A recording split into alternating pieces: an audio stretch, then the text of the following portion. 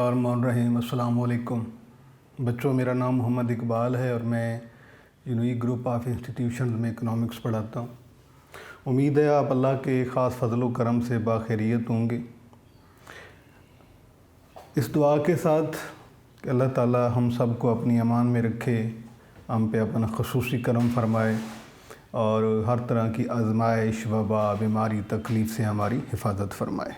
Online classes में हमने demand का चैप्टर शुरू किया हुआ था और डिमांड के चैप्टर की थ्योरी जो है हमने अपने लास्ट लेक्चर में मुकम्मल कर ली थी, जिसमें सबसे पहले demand, introduction of demand, conditions of demand, law of demand, changes in demand mean expansion and contraction, rise and fall, elasticity of demand, different forms of elasticity of demand mean more elastic, less elastic, zero elastic, inelastic, unlimited elastic। उसके बाद बेटे हमने elasticity of demand की measurement पढ़ी थी। There are three methods to measure the elasticity of demand, mean percentage method, unitary method and geometric method। ये हमारा chapter बेटे मुकम्मल हो गया था और उसके बाद हमने अपने मामूल के मुताबिक इस चैप्टर के MCQ स्टार्ट किए हुए थे। कुछ MCQs हमने कर लिए थे और आज जो है उसी से हम बात को शुरू करेंगे। चैप्टर नंबर 4 और इसमें बेटे टॉपिक जो हमारा आज हमने डिस्कस करना है वो है MCQs, multiple choice question of demand. जी हमारा टॉपिक और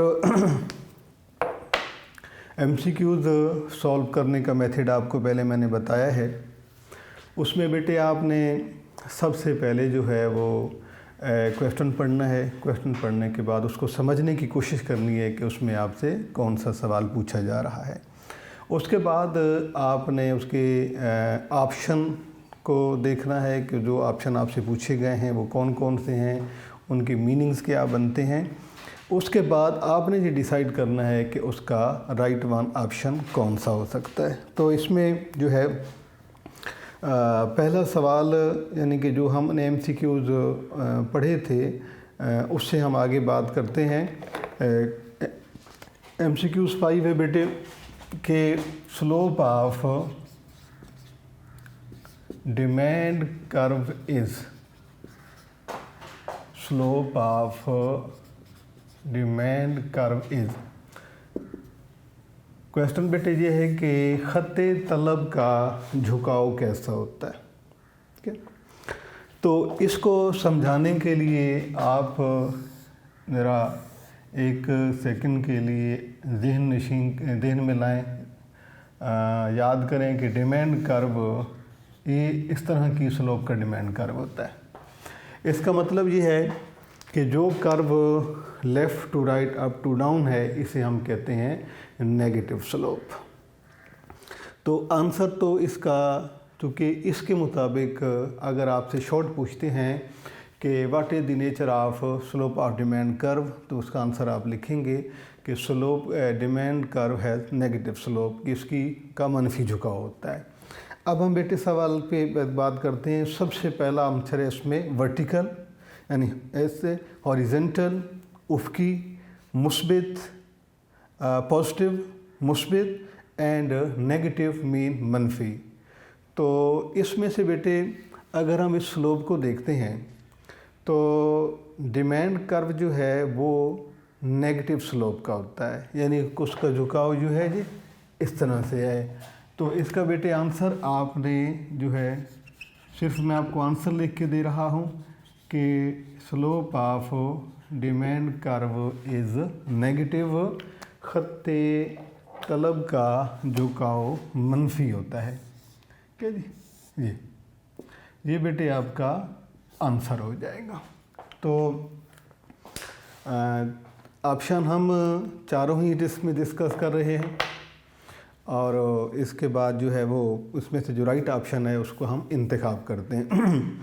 इसमें बेटे जो है वो इस तरह से भी सवाल आपसे हो सकता था कि ये वाला जो नेगेटिव है, ये क्वेश्चन में दे दें कि which curve have negative slope. Question आपसे पूछा जा सकता है कि which curve have negative slope, उसमें आपको ऑप्शन दे दिए जाते हैं, सप्लाई कर्व है, डिमांड कर्व है, कॉन्ट्रैक्शन कर्व है, राइज एंड फॉल कर्व है। तो उसमें बेटे आप आंसर आपका होगा कि demand curve have negative slope जी। उसके बाद क्वेश्चन है बेटे कि which goods have positive slope curve, यानी कि कौन सी चीज़ें होती हैं या वो कौन सी अशिया होती हैं जिनका ख़त तलब का झुकाव मुस्बित होता है। तो हम यहाँ से बेटा इसी बात को आगे पढ़ते हैं। जैसे कि ये आपके सामने मैंने बनाया है नेगेटिव स्लोप कर्व। अब क्वेश्चन हमसे ये पूछा जा रहा है कि ऐसे जो है ये पॉजिटिव स्लोप कर्व है, प्राइस और क्वांटिटी ऑफ डिमांड। ये स्लोप कर्व जो है ये पॉजिटिव है, ये नेगेटिव है, जबकि ये पॉजिटिव है। नेक्स्ट एमसीक्यू जो हमसे पूछा जा रहा है वो इस पॉजिटिव डिमांड कर्व के बारे में है कि पॉजिटिव डिमांड कर्व जो है ये किस सूरत में हो सकता है। तो कुछ उसके ऑप्शन आपको बताए गए हैं जी। पहला है ड्यूरेबल गुड्स, पायदार अशिया का होता है, गिफन गुड्स, गिफन पैराडॉक्स, और बढ़िया अशिया, सुपीरियर गुड्स और इन्फीरियर गुड्स, या घटिया अशिया का या कमतर अशिया का। तो इसमें बेटे आपने ये याद रखना है कि गिफन गुड्स जो हैं ये इन प्राइस के साथ पॉजिटिवली रिलेट करती हैं, यानी ऐसी अशिया जो कीमत कम होने पर उनकी डिमांड कम की जाती है और कीमत के बढ़ने पर उनकी डिमांड ज़्यादा की जाती है, उन्हें गिफन गुड्स कहते हैं। और गिफन गुड्स का स्लोप कर्व जो है वो डिमांड कर्व पॉजिटिव स्लोप का होता है। तो क्वेश्चन आप क्या लिखेंगे जी कि Giffen goods positive demand curve जी। उसके बाद नेक्स्ट एमसीक्यू है बेटा कि change in demand due to change in price. Question है कि change in demand due to change in price is known as income elasticity, price elasticity, point elasticity और cross elasticity. तो ये क्वेश्चन आपने बेटे उसमें भी पढ़ चुके हैं पहले, आप जब थ्योरी आपको पढ़ाई थी उसमें भी, कि यहाँ पर हम एक फंक्शन की बात करते हैं, Q D is the function of P, Q D is the function of P. अब इसमें डेल्टा पी और डेल्टा क्यू डी, ये क्वेश्चन है बेसिकली बेटे हमसे पूछा गया है कि change in quantity of demand due to change in price. इसको क्या कहा जाता है कि इसे जब क्वांटिटी ऑफ डिमांड चेंज होती है प्राइस की वजह से, तो इसका नाम है बेटे price elasticity of demand, price elasticity of demand. और अगर यहाँ पर प्राइस की बजाय यहाँ पर अगर इनकम लिख देंगे तो फिर हमारी जो क्वेश्चन बनेगा वो बनेगी इनकम इलास्टिसिटी ऑफ डिमांड। दोनों एमसीक्यूज आपने यहाँ से याद रखने हैं कि जब क्वांटिटी ऑफ डिमांड चेंज होगी प्राइस की वजह से तो प्राइस इलास्टिसिटी आंसर होगा, और जब ये चेंज होगी इनकम की वजह से तो इनकम इलास्टिसिटी होगा। यानी change in quantity of demand due to change in price is price elasticity, while change in quantity of demand due to change in income, this situation is known, this status is known income elasticity of demand. ये आपके दो MCQs हम यहाँ से उनका answer लिखते हैं। तो इनकम में चेंज से प्राइस, इनकम में चेंज से डिमांड चेंज होगी तो इनकम इलास्टिसिटी, आमदनियाती लचक, और प्राइस में चेंज से क्वांटिटी ऑफ डिमांड चेंज होगी तो प्राइस इलास्टिसिटी कहलाएगी। ये दो आंसर आपके हो गए। उसके बाद है बेटे क्वेश्चन के Marshall methods of measuring elasticity of demand, के मार्शल ने इलास्टिसिटी ऑफ डिमांड को मेजर करने का तरीका कौन सा तरीका जो है मार्शल ने बताया। ये क्वेश्चन बेटे याद रखने वाला है कि हमने पढ़ा था कि there are 3 methods to measure the elasticity of demand.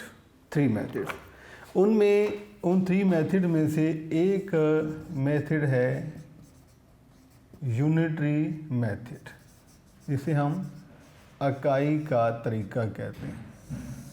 Unitary method, इसे एक्सपेंडिचर्स मेथड भी कहा जाता है, यानी ये भी इसी का नाम है। ये बेटा मेथड पेश किया है अल्फ्रेड मार्शल ने, और अल्फ्रेड मार्शल जो था ये नो क्लासिकल था। हम एक मालूमात, एक चीज़ के इल्म होने पर हम इसके मुमकिन MCQ देखते हैं कि कौन कौन से हो सकते हैं। सबसे पहला MCQ तो बेटा ये है कि ये unitary method was presented by Adam Smith, sorry Marshall. पहला जो है क्वेश्चन, पहले हम MCQ हमारा ये बना हुआ है कि marshals method of measuring elasticity of demand is, यानी मार्शल ने तलब की लचक की पैमाइश का कौन सा तरीका बयान किया है। तो हमने यहाँ पर लिखा है कि मार्शल ने यूनिटरी मेथड लिखा है। तो क्वेश्चन है, आंसर है पहला percentage method, unitary method, arc elasticity या ज्योमेट्रिक मेथड। तो इसका आंसर बेटे होगा कि Marshall method of measuring elasticity of demand is unitary method, कि अल्फ्रेड मार्शल ने तलब की लचक की पैमाइश के लिए इकाई का तरीका बयान किया है। एक तो ये हो गया।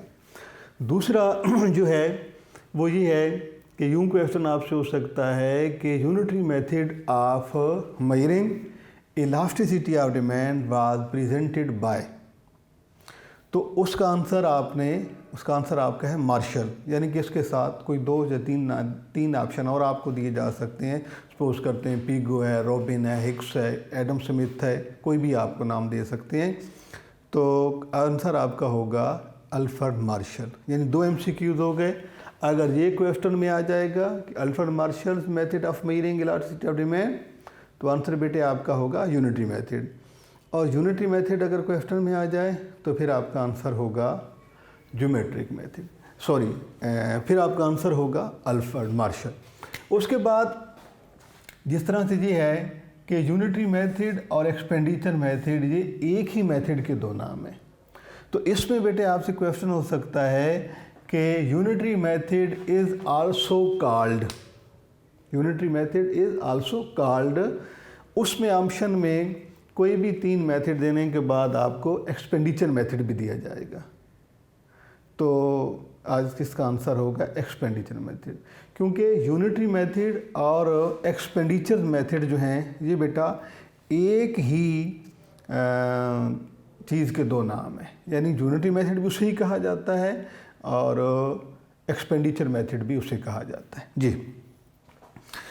उसके बाद है बेटे नेक्स्ट क्वेश्चन है आगे कि बल्कि ये इसी से ही बना हुआ क्वेश्चन है जो कि हमने जहाँ पर किया है कि क्वेश्चन है कि another name of unitary method is, जिस तरह से मैंने आपको यहीं से MCQ एक सॉल्व करके दिया है कि यूनिटरी मेथड और एक्सपेंडिचर मेथड जो हैं ये एक ही चीज़ के 2 नाम है। क्वेश्चन है बेटे कि एन अदर नेम ऑफ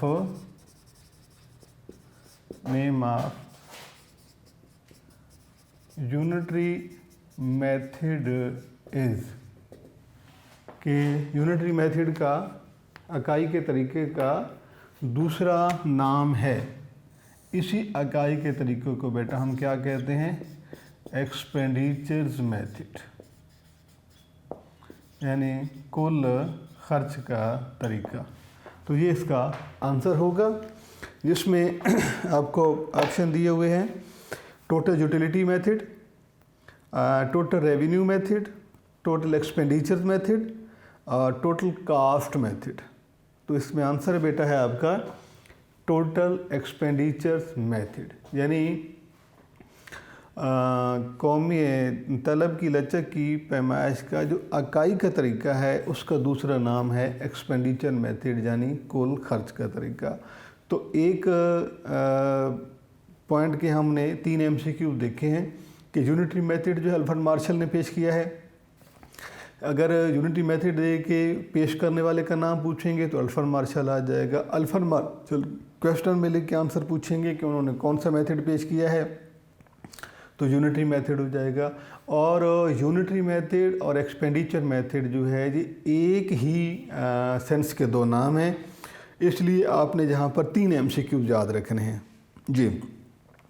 उसके बाद बेटा अगर नेक्स्ट क्वेश्चन है आपका कि when change of quantity of one good due to change in price of another good, this situation is called income elasticity, cross elasticity, zero elastic and price elastic. तो ये question जो है जिस तरह से आपने यूनिटरी मेथड में एक पॉइंट पढ़ा था कि क्रॉस इलास्टिसिटी। अब जो बेटे क्रॉस इलास्टिसिटी है उसका कॉन्सेप्ट क्या है, क्रॉस इलास्टिसिटी ऑफ डिमांड। इसमें कि एक गुड ए है और दूसरा है गुड बी, और गुड ए और गुड बी जो है दे आर क्लोज सब्स्टिट्यूट, दोनों एक दूसरे का मुतबादिल हैं। अब जब मसलन डेल्टा प्राइस ऑफ ए हो तो उसकी बाद delta quantity demand of B हो जाता है कि एक चीज़ की कीमत के बदलने से जब दूसरी चीज़ की मिकदार तलब में तब्दीली आती है तो उसे क्रॉस इलास्टिसिटी मुतक़ाती लचक कहा जाता है। ये हमारा आंसर है। तो क्वेश्चन आंसर है बेटे कि इनकम इलास्टिसिटी यानी ये नहीं हो सकती, क्रॉस इलास्टिसिटी ये हमारा आंसर है, ज़ीरो इलास्टिसिटी और प्राइस इलास्टिसिटी। तो हमारा आंसर बेटे है कि when change in quantity of one good due to change in price of another good, this status is known as cross elasticity of demand, तलब की मुतक़ाती लचक जी। उसके बाद एक क्वेश्चन है बेटा, इससे पहले भी हमने सॉल्व किया है और वो ये है कि when change in quantity of demand due to change in income, this is known as price elasticity, point elasticity, income elasticity और आर्क इलास्टिसिटी। जिस तरह से अभी मैंने आपको बताया था इससे पहले MCQs में कि जब क्वांटिटी ऑफ डिमांड में चेंज प्राइस की वजह से होगी तो प्राइस इलास्टिसिटी, और जब इनकम की वजह से होगी तो इनकम इलास्टिसिटी। दो बातें आपने ये याद रखनी है।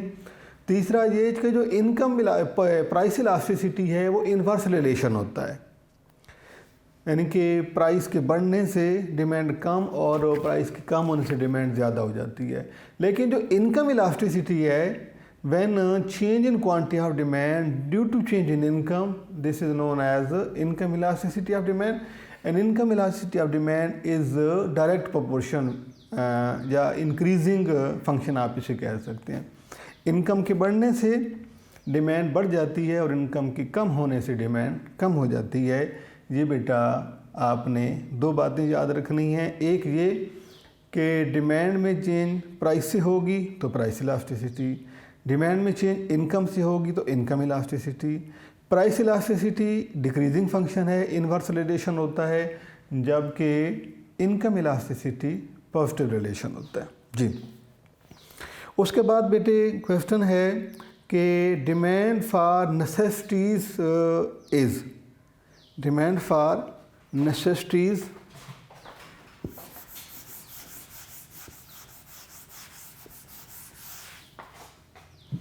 या नेसेसिटीज़ की जगह पे आप बेसिक नीड्स भी लिख सकते हैं।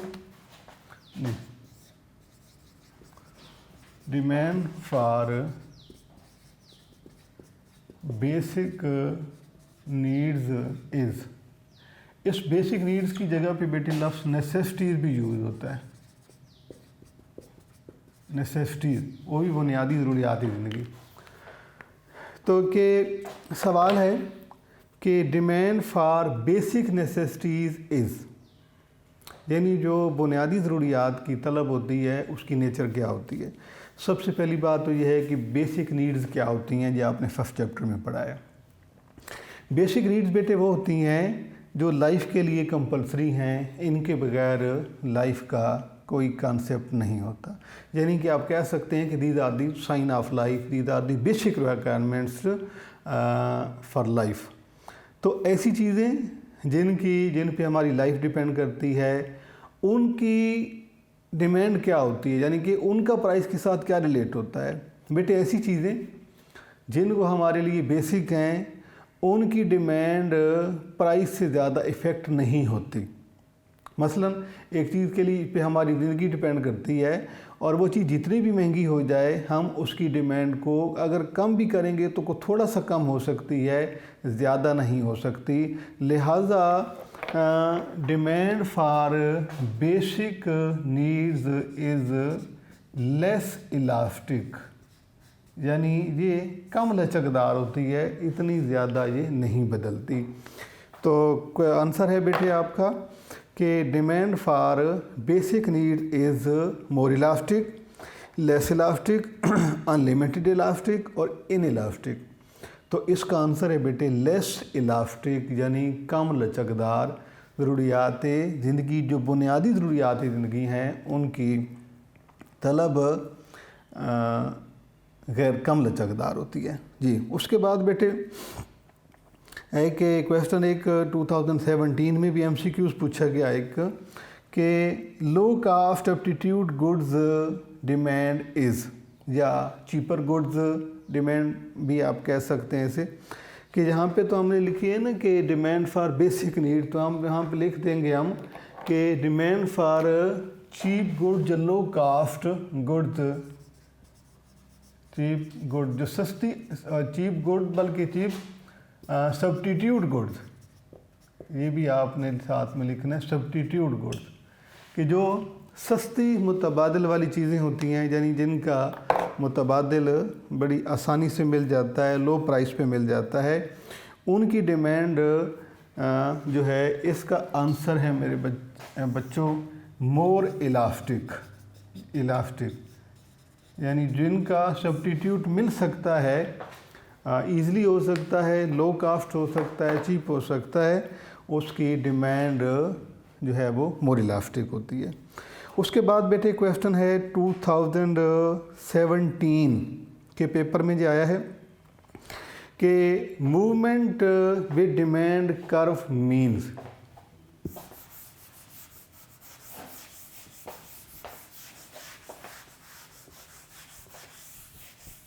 जी, क्वेश्चन है बेटे कि मूवमेंट विद, ये डिमांड कर्व है।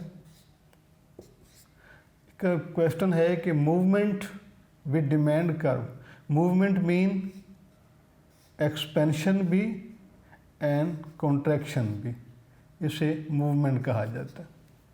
2017 में MCQs पूछा गया है कि डिमांड कर्व के साथ जो मूवमेंट होती है, movement with along with demand curve, ये क्या कहलाती है।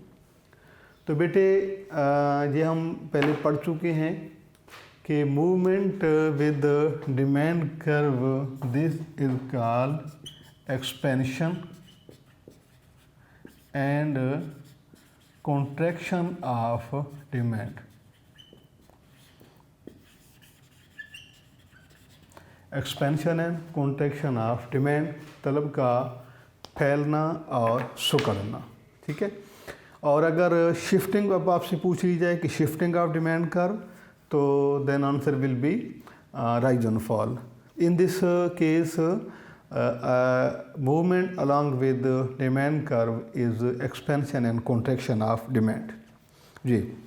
उसके बाद एक क्वेश्चन है बेटे, लास्ट 2017 के पेपर में है, और ये क्वेश्चन है कि vertical demand curve slope is